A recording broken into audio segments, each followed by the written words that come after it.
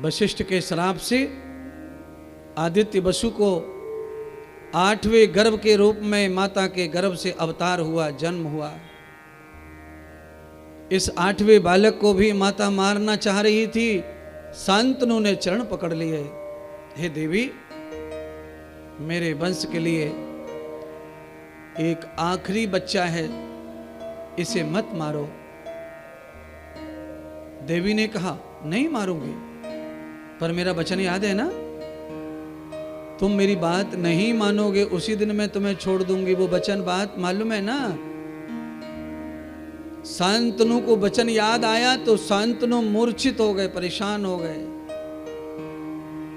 अंत में गंगा ने कहा कि लो, मैं तुम्हारे पुत्र को नहीं मारती हूं, अपने पुत्र को स्वीकार करो, पर जहां मैं तुम्हें प्राप्त हुई थी वहां इस पुत्र को ले जा रही हूं, और जब ये बालक बड़ा हो जाएगा उसी समय से छोड़ करके मैं लापता हो जाऊंगी, बह जाऊंगी, चली जाऊंगी।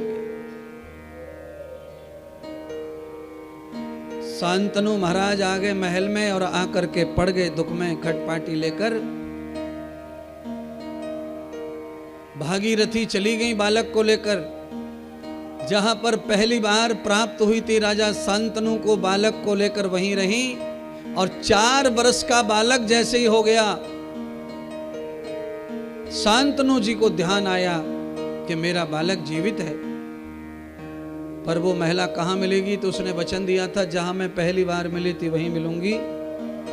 आज राजा शांतनु घोड़े पर गए और जाकर के उस सुंदरी महिला के पास में ही 4 साल का सुंदर कुमार बालक खड़ा था। शांतनु को बालक दे दिया।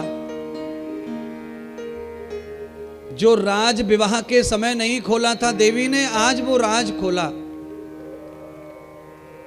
कहा, देखो महाराज शांतनु, आपने भी ईमानदारी से वचन का पालन किया। मैंने जो भी शर्त रखी आपने पाली, मानी। आज आप अलग हो जाएंगे, मैं अलग हो जाऊंगी, और ये पुत्र आपका होगा।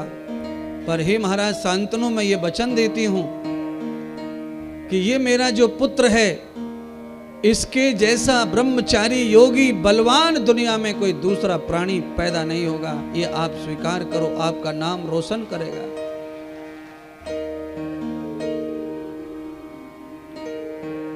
पर आपने मुझे त्यागा है अपने वचन में झूठ बोलकर, आप वचन पाल नहीं पाए, इसीलिए आपके वचन झूठा पड़ा। मैं जा रही हूं छोड़कर, आपका बेटा आपके पास है, पर आपके इस बेटे से आपका वंश बढ़ने वाला नहीं है। आपने वंश के स्वार्थ में बच्चे को मांग लिया और मुझे छोड़ दिया। जाते जाते मेरा पता पूछ रहे थे तो पता जान लो। विवाह हो गया, 8 बच्चे हो गए, लड़ाई हो गई, अलग अलग हो गए, दोनों जा रही हैं। तब कहा, तुमने पूछा था ना मैं कौन हूं, तो भगवती भागीरथी ने कहा कि मेरा नाम गंगा है, मैं गंगा हूं, और अब मैं तुम्हें कदापि प्राप्त नहीं होंगी। महाराज शांतनु 4 वर्ष के गंगेय नाम का बालक जो था उसको लेकर आ गए। उनका नाम गंगे रखा था गंगा ने।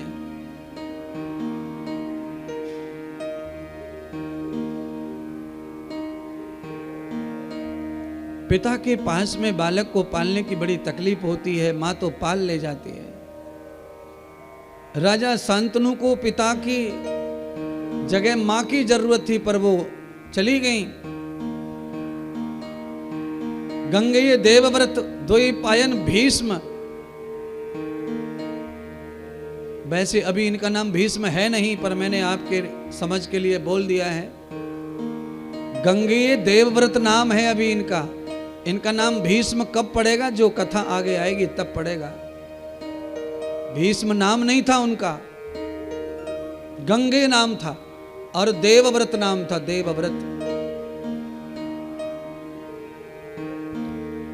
सत्य महाराज का क्या नियम था, अब वो सुनिए।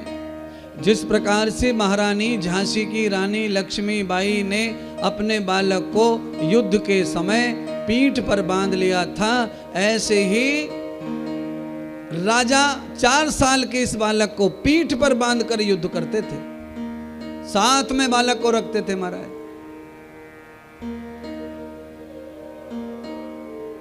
महाराज शांतनु आज अपने बच्चे को पीठ पर बांधकर घोड़े पर निकले, यात्रा करने के लिए लंबे मार्ग में यात्रा करने चले गए। उस यात्रा में जाते जाते उन्होंने यमुना के किनारे अपना घोड़ा रोका। यमुना के किनारे नाव चलाने वाले केवट की पुत्री, जिसका नाम मत्स्यगंधा भी है और सत्यवती भी है, सत्यवती को देखा। केवट की पुत्री तो थी पर बड़ी सुंदर थी, पर मत्स्यगंधा त्वया पुरुषम, यमुना के किनारे नाव चलाने का काम करती थी, वही उनका जीवन उपार्जन था। तो मछली की गंध शरीर में थी। आप कैसा आहार करते हैं, आप क्या खाते हैं, क्या पीते हैं, ऐसा ही पसीना बास मारता है। आपके भोजन की वजह से पसीने की बास बताती है कि आपके आहार का क्या संबंध आपसे है। पसीने में ज्यादा गंध आने का कारण शरीर में ज्यादा जीवाणु कीटाणु है, और वो भी ऐसे बैक्टीरिया हैं जो आपके शरीर में आपके लिए अच्छे नहीं हैं।